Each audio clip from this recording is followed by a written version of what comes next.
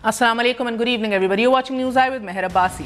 नाज़रीन, इक़्तिदार से रुखसती और ऐवान बाला से शिकस्त के बाद मियां साहब आधी जंग हार चुके कि एक जरदारी सब पे भारी की ऐवान बाला में सबकत मियां साहब को आज शर्मनाक किरदार दिखाई दे रहा है। सियासत के वो असूल के जिनके तहत जुनेजो साहब और दोबारा मोहतरमा को घर भेजा गया, वो सियासत के असल उसूल थे या फिर पीटीआई की डिप्टी चेयरमैन सेनेट की हमायत बेअसूली है? जनरल ज़िया की किचन कैबिनेट से जमहूरियत की खैरात पाना हकीकी असूल थे या फिर मसला ये है जमहूरियत की बेअसूली इसका पक्का ही असूल है? एक आमिर मियां साहब के मेंटोर ठहरे और दूसरा आमिर बकौल मियां साहब उनके और सियासी निज़ाम के जानी दुश्मन। I have a great admiration for the late president. I like to pursue those policies. आप शहीद ज़ियाउल हक को खराजे अकीदत पेश करने के लिए आए। जनरल ज़ियाउल हक शहीद सुरखरू होके रहेगा। पाकिस्तान ज़ियाउल हक, मर्दे मोमन, मर्दे हक, ज़ियाउल हक या फिर मुतवालों और अवाम को छोड़कर जिला वतनी का मुआहिदा असल असूल थे। सरे महल वाले लुटेरे और डाकुओं से पाई पाई कौम के कदमों में निछावर करना असल नजरिया था या फिर मुफाहमत के नाम पर 5 साल तक भाई भाई हो जाना हकीकी ज़ाब्ता? नाज़रीन, मेमो गेट में अदालती दरवाज़ा खटखटाना असल कायदा था या फिर ना अहलियत के बाद मुझे क्यों नकाला असल असूल? आज एहतसाब अदालतों में जवाबदेही जुल्म और ज़्यादती है, तो फिर सैफुर रहमान का एहतसाब क्या कौम की हकीकी खिदमत थी? मियां साहब, कौम और अदालतों को जवाबदेही ज़्यादती कैसे है? Exactly how is it unfair? अगर आप मासूम हैं तो फिर शहर शहर शोर कैसा? सियासतदानों के असूल क्या हैं? इससे तो कौम खूब अजबर है, मगर तारीख का भी सिर्फ एक ही असूल है कि जो बोगे वही काटोगे। 70 सालों में जमहूरियत के सभी ज़ाब्ते और असूल कई बार हमने देखे कि डोलते गए, लेकिन अब देखने को कुछ और ही मिल रहा है कि भुट्टो की 39वीं बरसी पर जरदारी साहब के जिस्म को सीने पर हाथ मार मार के जिता रहे हैं। वो बलोचिस्तान हुकूमत में और सेनेट में नौज़ायदा सियासतदानों को उतारने का कारनामा है। जब भी मैंने कोई दावा किया है तो वो मैंने करके दिखाया है। पिछली दफा आपको मैंने कहा कि इनकी हुकूमतें मैं गिरा सकता हूँ और आपने देखा कि वो हुकूमत गिरी। वल्लाह आलम, ये जमहूरियत के हुस्न का कौन सा पहलू है कि भुट्टो की लाश को पीपल्स पार्टी आमिरों की नफरत में लपेट कर एक तरफ वोट लेती है और दूसरी तरफ हुकूमतें गिराने के लिए उन्हीं का हाथ थाम लेते हैं।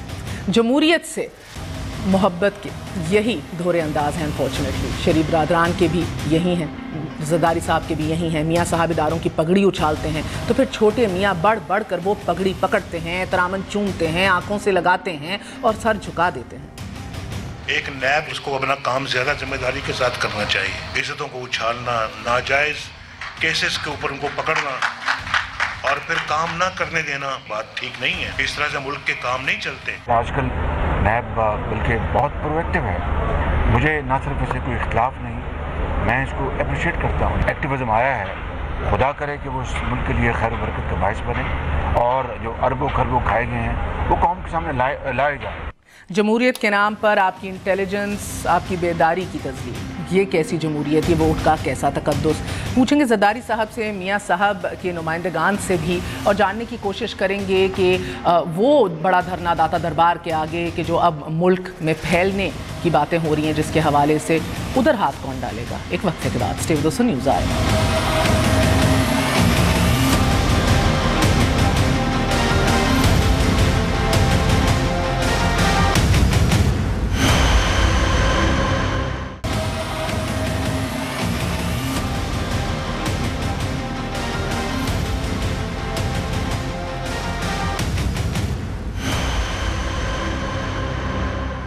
वापस आने का शुक्रिया। Welcome once again to news आए। हमारे साथ मौजूद हैं PMLN के मेंबर कौमी असम्बली रमेश कुमार साहब, हमारा साथ दे रहे हैं फवाद चौधरी साहब, secretary information Pakistan Tehreek Insaf, senator ताज हैदर साहब, पाकिस्तान पीपल्स पार्टी के सीनियर रहनुमा हमारे साथ आज मौजूद हैं। जिब्रान नासिर एनालिस्ट हैं, किसी तारुफ के मोहताज नहीं, बेदार नौजवान पाकिस्तान के निडर। बहुत बहुत शुक्रिया आप सबका।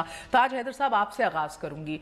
39वीं बरसी के ऊपर आज मुझे बड़ी आयरनी महसूस हुई कि जिस तरह आप पूरी पीपल्स पार्टी आज तक भुट्टो साहब की लाश को जिस فوج یا اسٹیبلشمنٹ اور کنسپیرسی کی چادر میں لپیٹ کے آپ لوگ ووٹ لیتے ہیں. آج اسی کا دعویٰ کرتے ہوئے, اسی کے بلبوتے پہ بوس کرتے ہوئے بلوچستان حکومت گرانا, سینٹ کا چیئرمین لگانا, زرداری صاحب جو ہیں اس طرح کے بیانات دے رہے تھے. بہت لمبا فاصلہ کاٹ لیا پیپلز پارٹی نے, اور آپ جیسا سٹالورٹ جو شروع سے ہے ساتھ, کہیں نہ کہیں تو دل میں آپ کو بھی حیرت ہوئی ہوگی. بیماری کی وجہ سے جا نہیں سکا گڑی خدا بخش. اور یہاں پہ ٹیلی ویژن پہ جس وقت زرداری صاحب کی تقریر آ رہی تھی تو کراچی میں لوڈ شیڈنگ تھی, تو میں دیکھ نہیں پایا ہوں. لیکن جو سوال آپ نے کیا ہے بلوچستان کے متعلق تو میرے خیال سے اپنے گھر کو ٹھیک نہ کرنا اور الزام دوسروں پہ ڈالنا یہ مناسب نہیں ہے. اگر بلوچستان سے جو مغربی روٹ جا رہا تھا سی پیک کا, جس پہ ایک اتفاق رائے ہوا تھا, اور میری 5 رپورٹیں میری کمیٹی کی اس وقت ویب سائٹ پہ موجود ہیں, اگر وہ مغربی روٹ وہاں سے نہیں جاتا, اگر گوادر میں پینے کا پانی نہیں دیا جاتا جو کہ 15 دن میں دیا جا سکتا ہے, تو پھر بلوچوں میں جو ایک احساس محرومی ہے وہ اور بڑھے گا. اور میں اس وقت یہی کہنا چاہتا ہوں کہ جو لانگ ٹرم پلان ہے سی پیک کی, اس میں تمام تر سرمایہ کاری وہ پنجاب میں اور تھوڑی سی سرمایہ کاری سندھ کے اندر ہو رہی ہے. بلوچستان اسی طریقے سے پسماندہ رہے گا. تو اگر یہ صورتحال ہے, اگر ڈیمز وہاں پہ نہیں بنائے جا رہے, اگر ایگریکلچر کو سی پیک میں نہیں شامل کیا جا رہا, تو پھر ان کے لیے یہ دشوار ہے کہ وہ اپنی پارٹی کو متحد رکھ سکیں. اور جس وقت بھی آپ گیپ چھوڑتے ہیں, جس وقت بھی آپ میں کمزوریاں ہوتی ہیں اور لوگ بکھرنے لگتے ہیں, تو پھر اسی قسم کی صورتحال ہوتی ہے. ہم نے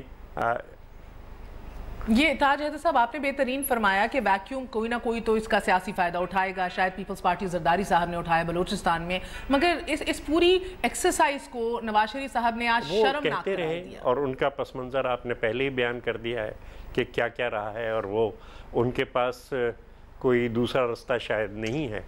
نواز شریف صاحب کچھ کہہ رہے ہیں, شہباز شریف صاحب کچھ اور اس سے بالکل مختلف بات کہہ رہے ہیں. لیکن بات سیدھی یہ ہے, اور ہم جمہوریت کو مستحکم رکھنے کے لیے بالکل اس چیز کو دیکھنا چاہتے ہیں کہ سیاسی جماعتوں میں ٹوٹ پھوٹ نہ ہو. لیکن یہ اگر سیاسی جماعتیں اس طریقے سے منتشر ہوں گی, اور شاید سر آپ کے کو چیئر پرسن تو ایک پوری سیاسی جماعت کو قبر میں لٹانے کی بات کر رہے ہیں, ختم ہونے کی کہہ رہے ہیں, تب دم لیں گے جب پی ایم ایل این ختم ہو جائے گی. میاں صاحب ان کا آج کہنا تھا کہ ہم نے فیصلہ بھی کر لیا کہ اب آپ سے کسی صورت صلح نہیں کی جائے گی, اور اب اتحاد کریں گے, حکومت جس سے بھی اتحاد کرنا ہو حکومت بنانے کے لیے کریں گے. لیکن پہلے کہہ چکا ہوں کہ اب آپ کی سیاست جو ہے وہ چھڑوا کے آپ کو سیاست دم لیں گے. تو یہ باتیں کہنے کو تو اچھی ہیں. میں تو ایک طویل سفر کی بات کر رہی تھی پیپلز پارٹی کے, جو آج بھارا ہمیں مجھے بہت آئرنی فیل ہوئی. تاج حیدر صاحب میں نے خصوصی طور پہ آپ کو ہوگا, کیونکہ جو اصل بحران ملک کے اندر ہے وہ معاشی بحران ہے. ہماری پروڈکشن ختم ہو چکی ہے, ہمارے اخراجات جو ہیں وہ بڑھ رہے ہیں, ہماری ایکسپورٹ ختم ہو گئی ہے, ایک امپورٹ لابی نے ملک پہ قبضہ کر رکھا ہے. تو اب یہ تمام چیزیں جو ہیں, امیر غریب کا فرق جو مختلف علاقوں میں معاشی فرق ہے, جیسے کہ میں نے آپ سے عرض کیا, جو بلوچستان اور دوسرے جس طریقے سے مردم شماری کی گئی, سندھ کی آبادی کو اور فاٹا کی آبادی کو جس طریقے سے کم کیا گیا, اور پھر سینٹ میں جو ایگریمنٹ میں نے کرایا, تمام سیاسی جماعتوں نے اس پہ دستخط کیے, اس سے بھی آپ ہٹ جاتے ہیں. تو پھر یہ سوچنا کہ کوئی تعاون کا سلسلہ بن سکتا ہے, ہم نے کئی دفعہ تعاون کیا, لیکن اب جو معاشی بنیاد ملک کی ختم ہوئی ہے, تو اس کے اندر بہت ہی آپ کو اگلی حکومت جو بھی آئے گی, اور کاش کہ ہماری آئے, آپ کو بہت دشواریاں ہوں گی.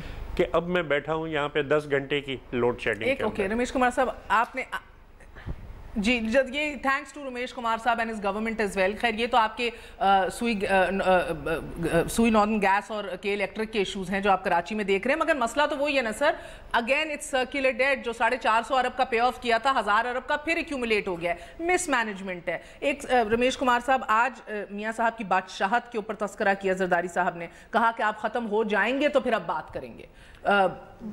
دیکھیں میں تاج کو بھی کہا اور آپ سے بھی کہوں گی سر, ادھر بات کرتے ہیں آئرنی فیل ہوتی ہے کہ کہاں سے کہاں پیپلز پارٹی نکل گئی. میں تو ادھر ایک میاں صاحب کی زندگی کوئی دیکھ لوں تو وہ کافی ہے.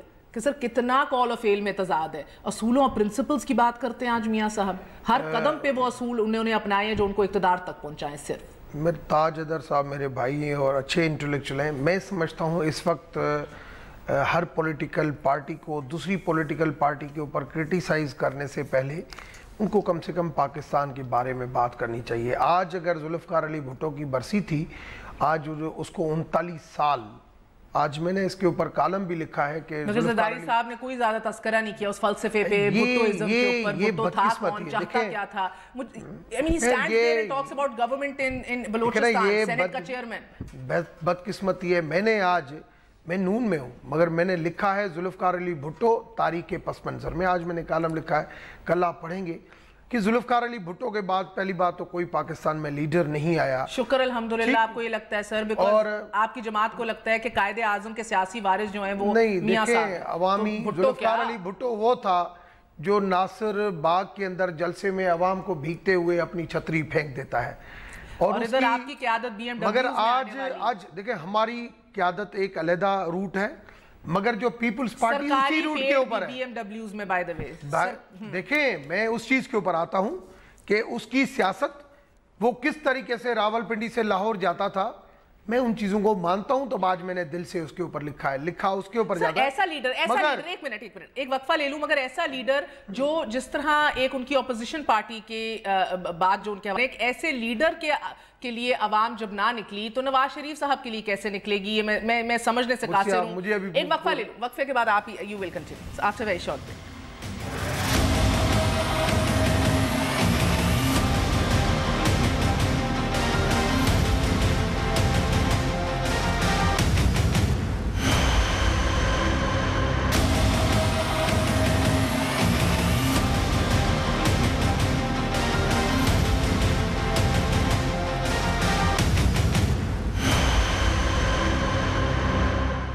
واپس آنے کا شکریہ. Welcome once again to news. سیاستدان کا کوئی اصول ہونا چاہیے, اس کا کوئی موقف ہونا چاہیے. نواز شریف صاحب کہتے ہیں yet he has always stood on the wrong side of history. جلدی بات کر لیں, میں نے فواد کو جبران کو میں نے پہلی جو بات کر رہا تھا تو میں سمجھتا ہوں مجھے تو آج افسوس ہو رہا ہے کہ آج 4 اپریل 39 سال سے ہم مناتے آ رہے ہیں.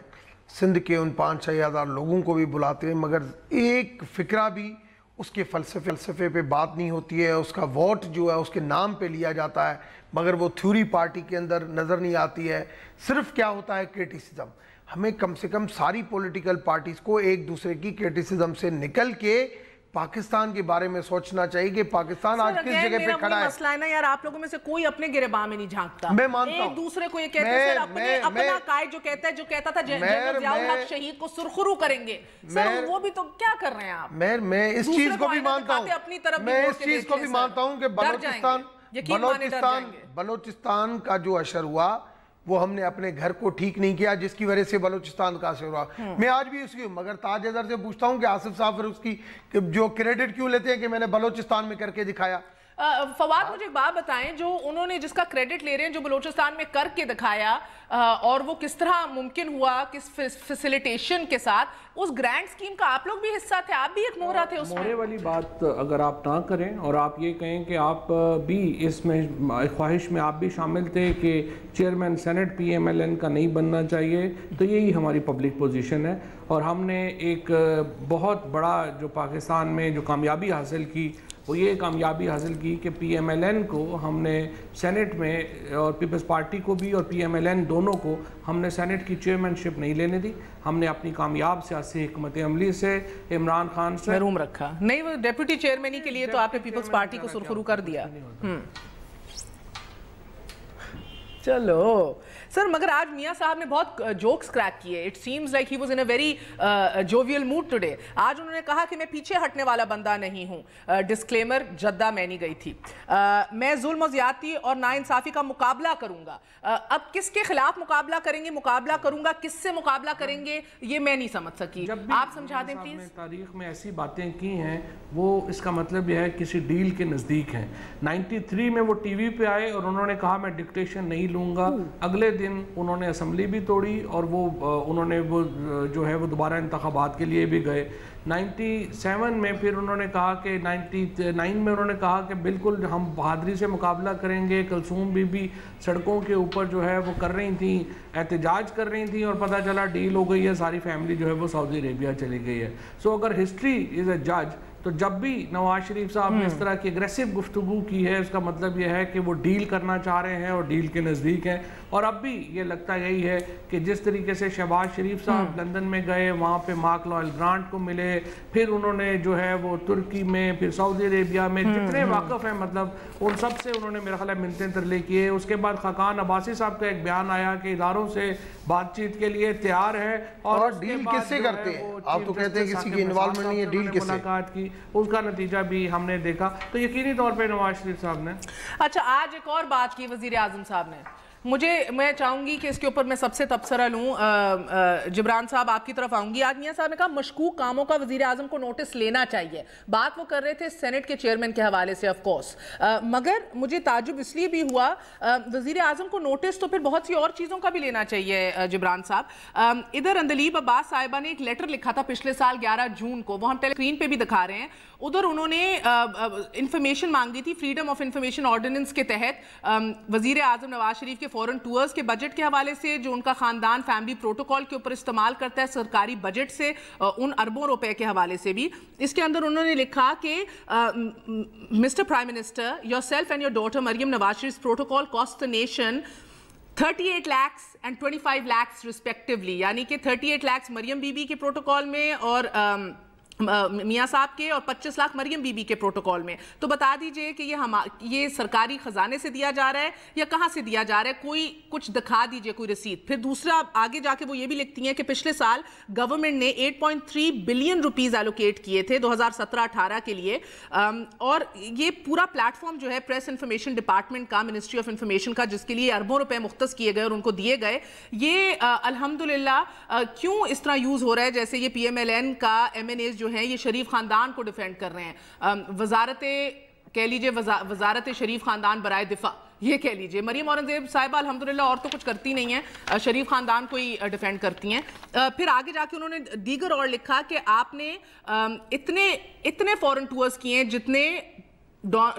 जितने ओबामा ने अपने पूरे टेन्योर में नहीं किए, उससे ज्यादा आपने किए हैं। अरबों रुपए उन्होंने कोट किए, एक एक चीज कोट की है इसके अंदर। इससे अचीव क्या हुआ, ये आपने कहां से अदा किए, गाड़ियां जो आप चला रहे हैं। फिर मैं मजीद और देख रही थी जिब्रान साहब, प्राइम मिनिस्टर साहब के साथ अभी BS-18 के सिक्योरिटी अफसर्स मौजूद है, साबिक प्राइम मिनिस्टर के साथ, नवाज शरीफ साहब के साथ, जो कंप्लीट डिविएशन है स्टैंडर्ड प्रैक्टिस से। BS-18 लेवल का अफसर जो है वो सिर्फ करंट वजीर आजम के साथ हो सकता है, प्रेसिडेंट के साथ हो सकता है, सिटिंग प्राइम मिनिस्टर के साथ। SP रैंक्ड ऑफिसर्स जो हैं already 1100 highly trained personal Lahore police security के राइवंड स्टेट की निगरानी और दिफा कर रहे हैं। मैं मजीद अगर इसके ऊपर जाऊं, यकीन माने 15 मिनट सिर्फ आपको यही पढ़ते हुए दिखाई देंगे हम कि गवर्नमेंट ने किस तरह 3 करोड़ रिलीज किए लीड सर्विस के लिए, 30 करोड़ रुपए 4.4 किलोमीटर फेंस के लिए प्रोविंशियल पंजाब गवर्नमेंट ने रिलीज किए कि जाती उमरा की सिक्योरिटी को और मजबूत बनाया जाए। तो जब मियाँ साहब कहते हैं ये वजीर आजम को मशकूक कामों का नोटिस लेना चाहिए, कि अपने गिरबान में नहीं झांकते? महर, अपने गिरबान में कौन झांकता है और यहाँ पे कौन झांकने को तैयार है? एक बात अच्छी की रमेश साहब ने कि पाकिस्तान के बारे में सोचना चाहिए, मगर अफसोस ये कि सियासतदान सिर्फ बातों तक इस चीज़ को महदूद रखते हैं। आज 4 अप्रैल है, भुट्टो साहब की बरसी है, उसको ऑब्ज़र्व करी पीपल्स पार्टी, मगर मेरे ख़्याल में उन पे ये सेइंग जो है फेल्ड है कि माजी के मज़ार पर दिए जलाने से मुस्तकबिल रोशन नहीं हुआ करते। हम बात करते हैं कि ज़रदारी साहब कहते हैं कि नवाज शरीफ की सियासत मैंने ख़त्म करनी है। अगर नवाज शरीफ की सियासत ख़त्म करने से गुज़िश्ता रोज़ जो सिंध में एजुकेशन में 17 अरब का करप्शन स्कैंडल पकड़ा गया वो ख़त्म हो जाता है तो ख़त्म कर दीजिए। कराची का कचरा साफ़ हो जाता है तो कर दीजिए। 4 साल से हीट वेव कराची के अंदर आ रहा है, अभी तक सिंध हुकूमत ने कोई उसके लिए मेजर नहीं लिया। अगर वो हो सकता तो ले लीजिए। हेल्थ का बहरान, हमारे यहाँ खानकाहों के अंदर हिंदू बच्चियों को ज़बरदस्ती मुसलमान बनाया जाता है, वो कर लीजिए। शुगर क्रेन गोर्स को अगर वक्त पर उजरत मिलती है वो कर लीजिए। इसी तरह टीचर्स की सैलरी है, पुलिस की पोलिटिसाइजेशन है और रॉ एंड वार जैसे बहादुर बच्चे हैं। दूसरी तरफ अगर आप पंजाब के अंदर आते हैं और पंजाब का आप हाल देखते हैं तो आपके पास आज तक इतने ग्लेयरिंग किस्म के एग्जाम्पल्स हैं इनजस्टिस के, वो मॉडल टाउन सानिया हो یا ابھی ریسنٹ جو ایک ایگزامپل ہے جس پہ سی جے پی کو نوٹس دینا پڑا ہے, جو نوائب وقت کے ایک صحافی کو قتل کیا گیا جس کا الزام پی ایم ایل این کے ایک یو سی کے اوپر لوکل ناظم پہ لگا. ہم ذاتوں کی سیاست میں پھنس کے رہ گئے ہیں. حال یہ ہو گیا ہے کہ کبھی کسی ہیومینیٹیرین کاز کے لیے اکٹھے بھی ہوتے ہیں, جیسے کہ مال ٹاؤن ثانیہ, تو ایگوز لیڈران کی اتنی بڑی ہیں کہ جب تک زرداری صاحب سٹیج پہ عمران خان نہیں آئیں گے, اور جیسے عمران خان سٹیج پہ آئیں گے اس سے پہلے زرداری صاحب خالی کر دیں گے. کیا کبھی پارٹیز انٹرسٹ کو سائڈ پہ رکھ کے, اپنی ایگوز کو رکھ کے کسی ایک ایشو کے اوپر یہ لیڈران آپس میں بیٹھ کے بات کر سکتے ہیں, یا صرف ان کا کام یہی رہ گیا کہ ایک دوسرے کے اوپر دور دور سے چیخنا؟ نواز شریف صاحب کہتے ہیں کہ زرداری اور عمران خان مل گئے, عمران خان کہتے ہیں کہ جبران آپ تحریک لبیک یا رسول اللہ کا سٹن دیکھ لیجئے داتا دربار میں, کوئی بول تک نہیں رہا اس کے اوپر. ایک جماعت نے تو اس کے اوپر پوری پولیٹکس کی, دوسری جماعت مم رہی, تیسری نے مس ہینڈل کیا. ابھی بھی وہ آج ان کی لاسٹ کال ہے دھرنے کی. ناؤ دے آر سیئنگ کہ پورے ملک میں احتجاج کریں گے. جو معاہدہ کیا تھا اس کی پاسداری کرو, جو اس کو فوج نے ٹیسٹ کیا تھا, جو ان لوگوں نے فیسیلیٹیٹ کیا تھا. اب وہ سوال کرنا ہے نا سر, مگر کوئی انگلی نہیں ڈال سکتا ادھر. اس میں 4 اپریل کو آج اس بات کا اندازہ لگائے پیپلز پارٹی کہ جب بھٹو صاحب کی گورنمنٹ گرانے کی کوشش کی تھی تب بھی نظام مصطفیٰ کے نام سے آپ نے کیمپین لانچ کی تھی. آج بھی وہی ہونے جا رہا ہے اور آپ اس کا چپ چاپ تماشائی بن کے حصہ بن رہے ہیں. اور اس لیے میں بتا دوں کہ نون لیگ بھی کوئی سخت کارروائی نہیں کرے گی تحریک لبیک کے سامنے, چونکہ انہوں نے اپنی نیوسنس ویلیو گنوا دی ہے. 10 15 12 ہزار ووٹ لے کے اور تیسری بڑی جماعت بن کے ہر بائی الیکشن میں یہ آ رہے ہیں. پیپلز پارٹی کو پیچھے چھوڑ دیتے ہیں, جماعت اسلامی کو بھی چھوڑ دیتے ہیں. کہیں کسی حلقے میں یہ نون لیگ کی ضرورت بنیں گے, کہیں کسی حلقے میں پی ٹی آئی کے امیدوار کی ضرورت بنیں گے, کہیں کسی حلقے میں پیپلز پارٹی کی امیدوار کی ضرورت بنیں گے. یہاں میرے خیال میں نہ فواد چودھری پورے وثوق سے کہہ سکتے ہیں, نہ وہ ذمہ داری لے سکتے ہیں ہر ایک ایم پی اور ایم این اے کی, نہ تاج حیدر صاحب اتنے سینئر ہیں مگر وہ بھی نہیں لے سکتے, نہ رمیش صاحب لے سکتے ہیں کہ مقامی لوکل پولیٹکس کے اوپر ان جماعتوں کا جو فرنج ایلیمنٹس ہیں جو شدت کی بنیاد پہ کرے. اور آپ اندازہ کریں کہ پاکستان کی سیاست اس طرح گر گئی ہے کہ ایک ایسا انسان خادم رضوی جس نے آج تک سی پیک پہ بات نہیں کی, ایجوکیشن پہ بات نہیں کی, پولیو پہ بات نہیں کی, پانی پہ بات نہیں کی, انرجی پہ, امپلائمنٹ پہ, ٹیکسز پہ, ایکسٹرنل ڈیٹ پہ, فارن پالیسی پہ, کسی پہ بات نہیں کی. صرف ایک نعرہ لگاتا ہے کہ جی ہم نظام مصطفیٰ لے کے آئیں گے اور ووٹ مل رہا ہے. یعنی کہ کتنے ڈسفرنچائز لوگ ہیں. وہ 10-12 ہزار جو تحریک لبیک کی طرف جا رہے ہیں وہ ہار ہے نون لیگ کی, پی ٹی آئی کی, پیپلز پارٹی کی. سر بیکاز انصاف نہیں ہے نا, تو پھر اگر میاں صاحب کہتے ہیں نواز شریف صاحب پارلیمنٹ کی ضرورت نہیں ہے, ہاں میاں صاحب نہیں کر پا رہے, اور میاں صاحب اگر فواد کہتے ہیں کہ پارلیمنٹ کی ضرورت نہیں ہے, ہاں دیکھیں میاں صاحب بات کر لیں جبران, میں پھر فواد کے پاس جا رہی ہوں, if you want to continue finish کر لیں پلیز. میاں صاحب کی بھی میں جو آپ نے ان کا ماضی دکھایا جو ابھی تک ہے کہ میں سمجھ نہیں پاتا کہ اس ملک کا نیشنل انٹرسٹ ہے یا ایگو وار ہے. 4 سال وہ رہے حکومت کے اندر, انہوں نے ایک فورن منسٹر نہیں لگایا, مگر اب ان کو جانا پڑا تو ان کو خواجہ آصف یاد آ گیا, ان کو یاد آ گیا کہ ہم انٹرنیشنلی آئسولیٹ ہو رہے ہیں اور ایک فورن منسٹر وہاں پہ ہونا چاہیے.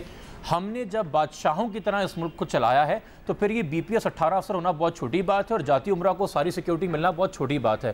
ہم الگ الگ ریاست اور الگ الگ جگہ بنا کے اپنی رعایا کو ڈیل کر رہے ہیں.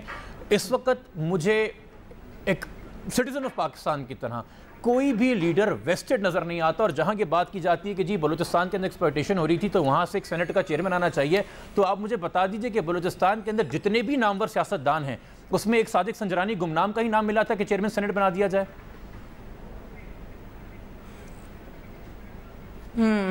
سو مجھے فواد بتائیں کہ جب پارلیمنٹ کی ضرورت نہیں, سارا کام چیف جسٹس کو ہی دے دینا چاہیے, نواز شریف صاحب جب یہ کہتے ہیں تو کہیں نہ کہیں تو کوئی محرومی ہے جو وہ احساس کر رہے ہیں, جس طرح جبران نے بھی کہا کہ اب آپ دیکھیے کہ ایک نظام مصطفیٰ, ایک انصاف کی سسٹم کی بات کرتے ہوئے اتنے ووٹ لے جاتے ہیں, لوگ اکٹھے کر لیتے ہیں تحریک لبیک یا رسول اللہ.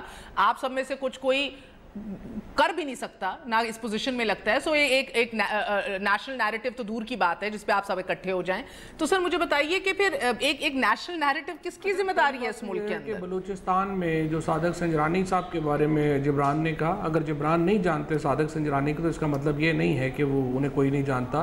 بلوچستان کی اسمبلی نے ان کو منتخب کیا ہے اور بہرحال یہ بلوچستان کی اسمبلی کا اور وہاں کے جو ایم پی ایز ہیں ان کا حق ہے کہ وہ دیکھیں کہ وہ کس کو الیکٹ کرتے ہیں, اور اس کے بعد سینٹ کے ممبران کا حق ہے کہ وہ دیکھیں کہ وہ کس کو الیکٹ کرتے ہیں. تو یہ نہیں ہے کہ اگر میں نہیں جانتا تو آپ کہہ دیں کہ ان کو کوئی نہیں جانتا تو میری مرضی کا بندہ ہونا چاہیے تھا یا وہ ہونا چاہیے جس کو میں جانتا ہوں. یہ تو کوئی پرنسپل نہیں ہے.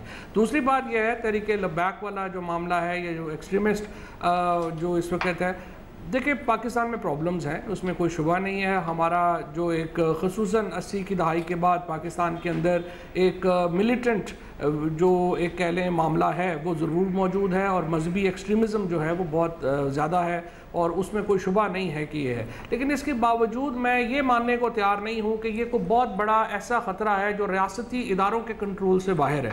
اگر پاکستان جو ہے وہ 99 میں اتنا بڑا 9/11 کے بعد اتنا بڑا 2001 میں فیصلہ کر سکتا ہے اور بحیثیت ریاست ایک فیصلہ کر سکتا ہے، تو اس کا مطلب یہ ہے کہ کیپیسٹی پاکستان کی ریاست میں بالکل موجود ہے، اور ان لوگوں کی جب ریاست کے مقابلہ ہوگا تو کوئی حیثیت نہیں ہوگی۔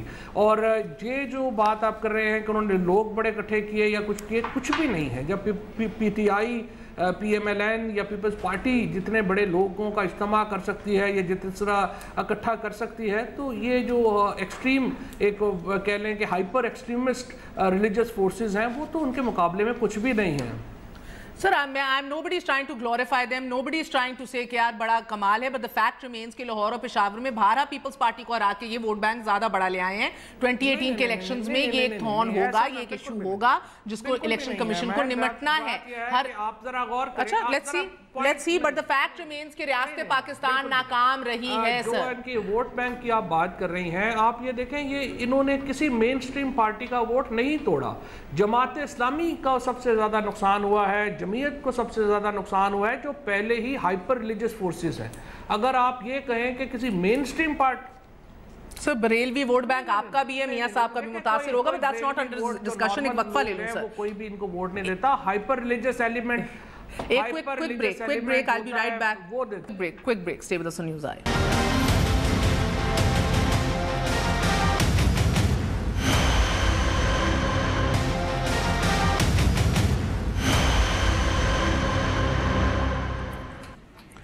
واپس آنے کا شکریہ۔ تاج حیدر صاحب، گو کہ سچ ہے کہ میاں صاحب نے ہمیشہ خود ووٹ کے تقدس کو پامال کیا ہے، جب ہاتھ اپنے گریبان پہ پڑتا ہے تو وہ ایک دم نظریاتی ہو جاتے ہیں، مگر جبران ناصر نے جس ایگو وار کا ذکر کیا ہے اس ملک میں، انفارچونیٹلی جس کی وجہ سے اس ملک کے اصل ایشوز جو ہیں، چاہے سی پیک ہو جو آپ کے دل کے قریب ہے، جس پہ آپ کام کر رہے ہیں، بہت سے لوگوں کے لیے ایک نیشنل نیریٹو بڑا ضروری ہے یونائٹ کرنے کے لیے پاکستان کو، وہ اس طرح کے اصل ایشوز جو ہیں، اکانومی ایون سر، یہ سب کچھ پس پردہ چلا گیا ہے۔ تو آپ کو کیا لگ رہا ہے آنے والے الیکشن کے اندر کیا یہ درست ہے narrative P M L N کا کہ ادارے جو ہیں وہ کام کر رہے ہیں، غلط کام کریں؟ مریم بی بی نے کہا کسی ادارے کو حق نہیں ہے کہ لیڈر کو ختم کرے یا بنائے یا آگے لے کر آئے، یا آپ کو لگتا ہے کہ یہ پورا الیکشن جو ہے at the end of the day اصل ایشوز کے اوپر لڑائی نہیں جائے گا؟ اداروں کو ملوث کرنا سیاست میں وہ مناسب نہیں ہے۔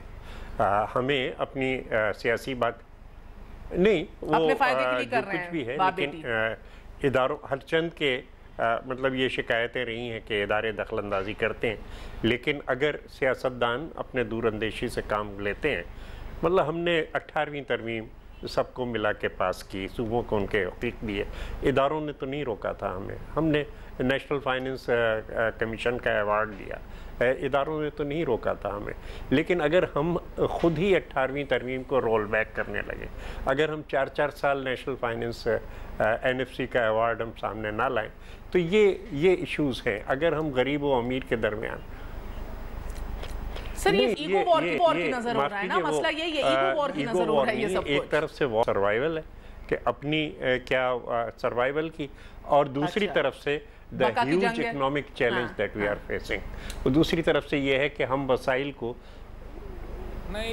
وہ کون نمٹے گا؟ چیف آف آرمی سٹاف اس کے اوپر کراچی میں خطاب کرتے ہیں اکنامک ایشوز کے اوپر، تو احسن اقبال اور پی ایم ایل این کو آگ لگ جاتی ہے۔ میں یہی کہہ رہا ہوں کہ ہم کتنے وسائل عوام کی فلاح و بہبود کے لیے ہم لا سکتے ہیں، اور اپنے جو خسارے ہیں بجٹ کے ہوں یا ایکسپورٹ کے ہوں ان کو کس طریقے سے ہم حد میں رکھ سکتے ہیں۔ اصل چیلنج ہمارا یہ ہے، یہ حل نہیں ہے کہ پورے ملک کے بے روزگار آپ سندھ میں دھکیل دیں اور پھر ان کی گنتی بھی نہ کریں، یا اس وقت 1,15,00,000 پاکستانی بیرون ملک کام کر رہے ہیں، اتنے گھر ہم نے تباہ کیے۔ یہ نہیں ہے مسائل کا حل۔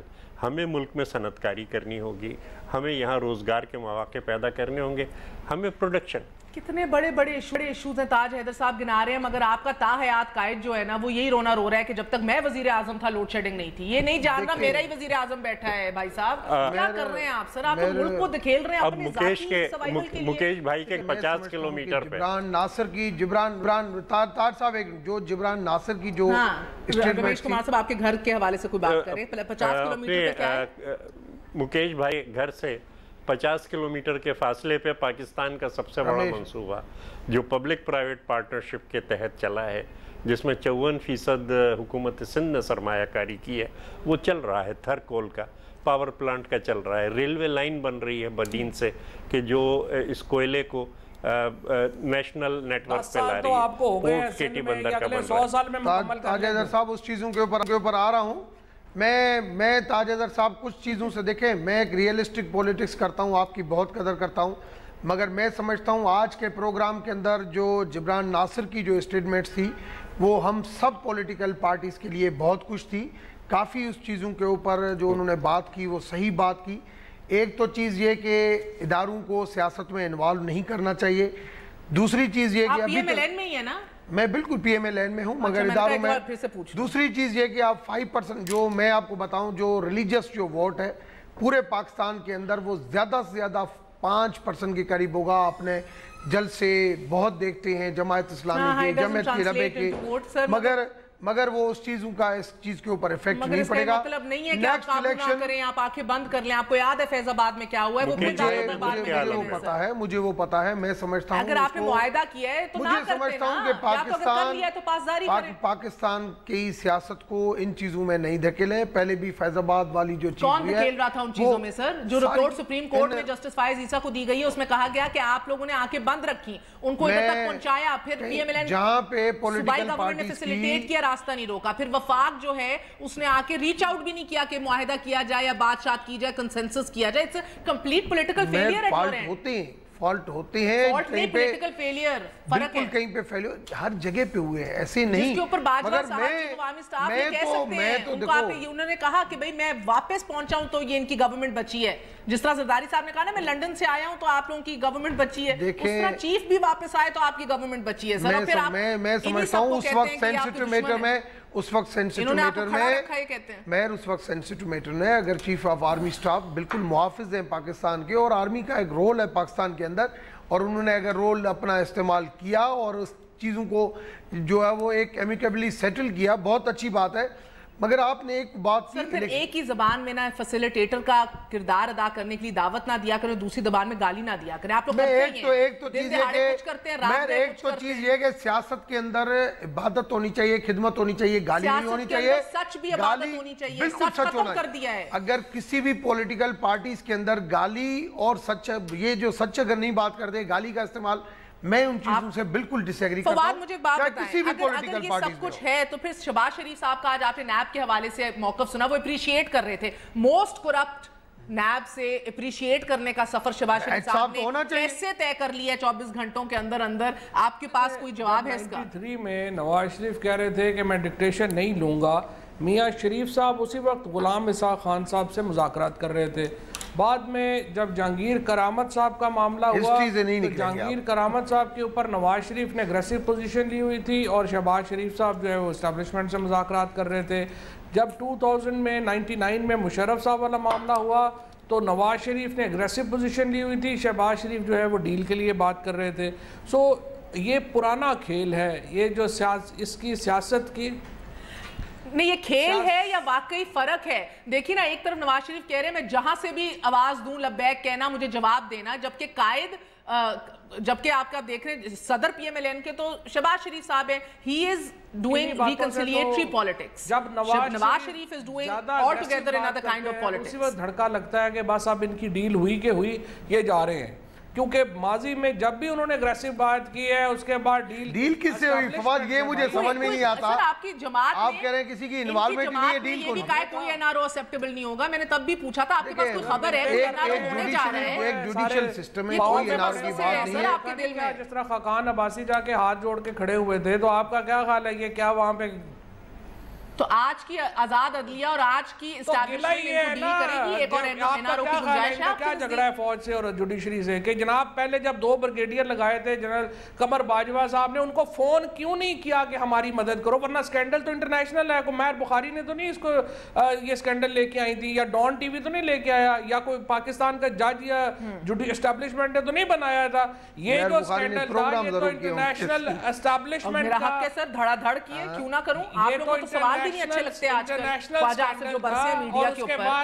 मैं समझता हूं मीडिया एक आजाद है और आजाद रहना चाहिए। हो रही है तो गिला क्या है पाकिस्तान से, फौज जुडिशरी से, कि जिस तरह मलक क़य्यूम फोन किया करते थे या पहले जब अपना जर्नैल हमारी मदद किया करते थे, अब क्यों नहीं हमारी कर रहे? लड़ाई तो सिर्फ ये है। सो आपके नजदीक शहबाज शरीफ साहब और नवाज शरीफ साहब का एक खेल है। जी जिब्रान देखिए, मैं ज़रा एक बात समझने से कासिर हूँ, और अगर फवाद साहब मुझे थोड़ा सब्र से सुनने की दरख्वास्त करूँगा उनसे, एक बात समझने से कासिर हूँ मैं। एक तरफ वो कहते हैं कि शहबाज शरीफ और नवाज शरीफ की डील हो रही है, यानी कि डील किसी ऐसे के लिए बैठे हैं जिब्रान, यानी कि डील किसी ऐसे प्लेयर से हो रही है जो यकीनी बना सकता है कि वो इक़्तिदार में आ जाएँ। दूसरी तरफ वो कहते हैं कि बलूचिस्तान से अगर सेनेटर आए तो अपनी मंशा से आए, लोगों ने अपनी खुशी से वोट दिया। जैसे कि धांधली सिर्फ वोट के डब्बे बदलने से होती है, पैसे का इस्तेमाल धांधली नहीं होती है। पीटीआई केपी के प्रोविंस से अगर पीपल्स पार्टी से सबसे पहले पीपल्स पार्टी के प्रोविंस से नहीं कहा था कि ये सेनेट का तरीकाकार बदले। पीपल्स पार्टी के अगर लोग सेनेट जीत जाते हैं केपी से, बात मुकम्मल कर लेते हैं। बात वही है ना सर कि पीपल्स पार्टी के सेनेटर अगर केपी से आ जाए तो धांधली है, मगर अगर पीटीआई का पंजाब से आ जाए तो उस पर तबसरा नहीं होता। खैर आगे बढ़ते हुए थोड़ा आगे बात करते हैं। इन्होंने बात की कि जी ये स्टेट के कंट्रोल के अंदर है, ये स्टेट के पीटीआई का सेनेटर तो लोग, सर आप वैसी पार्टी के स्पोक्स पर्सन हैं, आप सारा वक्त मीडिया पे होते हैं, 2 मिनट मुझे दे दीजिए बात करने के लिए। आपने एक बात की कि जी ये स्टेट कंट्रोल में है, कंट्रोल के अंदर हो जाएगा। 9/11 के बाद भी हमने कंट्रोल कर लिया था सर। 9/11 के बाद कीमत हमने चुकाई थी 70,000 जानों से, अभी कितनी चुकाने के लिए हम तैयार है अगर हमें साहब को भड़कने देते। ये वो आग है जो आप कह रहे हैं स्टेट के कंट्रोल में है, मगर जब शेख रशीद जो आपके बड़े इत्तेहादी हैं उनसे पूछा जाता है नदीम मलिक के क्या आप अगला इलेक्शन जीतेंगे, तो कहते हैं पिंडी में तहरीक लबैक और मुमताज़ कादरी का बड़ा वोट बैंक है जो मेरे साथ है, उस पर लड़ाई कर रहे हैं। मुझे समझ में नहीं आता, फैज़ाबाद का कॉन्ट्रोवर्सी खत्म हो गई, फैज़ाबाद की कॉन्ट्रोवर्सी खत्म हो गई, मगर अभी भी इमरान खान को जरूरत पड़ती है कि लोगों को याद दिलाए कि ख़त्म नबूवत की एक रिपोर्ट थी, वो अटैक भी जब होता है कर लेते हैं। आप कहते हैं कि Jamaat Islami hyper nationalist party है, तो वो आपकी इत्तेहादी भी है केपी के अंदर, और जमीयत ने वोट बैंक लूज नहीं किया, क्योंकि जमीयत का ताल्लुक देवबंद से है, बरेलवी से नहीं है। असेंबली में बैठे हुए हैं, उन्होंने तो आना ही है ना। और ये भी हमारी माजी है, ये भी हमारी माजी है कि इनको हम हाइपर नेशनलिस्ट बोलें या हम इनको बोलें इनका 5% वोट है, तहरीक लब्बैक के वोट से बहुत कम वोट सिपा सहाबा का है। मगर खैरपुर से कायम अली शाह उनसे इत्तेहाद करता है, भक्कड़ से शहबाज शरीफ इत्तेहाद करता है, मर्दान से अमीर हैदर खान होती करता है, और 3 वज़ीर आला अपनी सीटों पर इत्तेहाद करके आते हैं। एक टाइम पे शाह महमूद कुरैशी भी करते थे, वो पीपल्स पार्टी में है, पीटीआई के सीनियर लीडर हैं। और हम किस जमहूरियत की बात कर रहे हैं? हम उस जमहूरियत की बात कर रहे हैं जहाँ पे पाकिस्तान का एक one of the biggest channel जो है रातों रात बंद कर दिया जाता है और हमें पता नहीं चलता किसने किया है। मफादात की सियासत हो गई है, सारे लोग कर रहे हैं। मैं मान रहा हूँ कि सारे लोग मफादात की सियासत करें, अपने लिए सियासत करें, पाकिस्तान की सियासत इत्तेहाद होते हैं। पॉलिटिक्स इंक्लूसिव है और आर्ट ऑफ पॉसिबल, इसीलिए पॉलिटिक्स को कहते हैं। ये थोड़ा ही है कि हर बंदे को कहें कि नहीं हमने आपसे बात नहीं करी, आप जाके मिलिटेंट ही बन जाए। तो सर आपने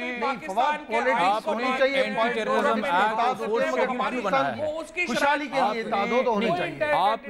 आपने एंटी टेररिज्म एक्ट और 4th शेड्यूल क्या अक़वाम मुत्तहिदा को बेवकूफ़ बनाने के लिए बनाया था? नहीं, आपने क्या एंटी टेररिज्म एक्ट और 4th शेड्यूल और 4th शेड्यूल में जो रिस्ट्रिक्शंस हैं वो आपने क्या अक़वाम मुत्तहिदा को बेवकूफ़ बनाने के लिए या FATF को बेवकूफ़ बनाने के लिए, पाकिस्तान की अवाम को बेवकूफ़ बनाने के लिए बनाया था? मगर मैं एक सवाल आज करूँगा, तीन बड़ी पॉलिटिकल पार्टी बड़ी बैठी हुई है, आपको मैं इंशाल्लाह किसी और दिन मौका दूंगी सवाल सामने रखने के लिए। आजकल बहुत बहुत शुक्रिया सबका।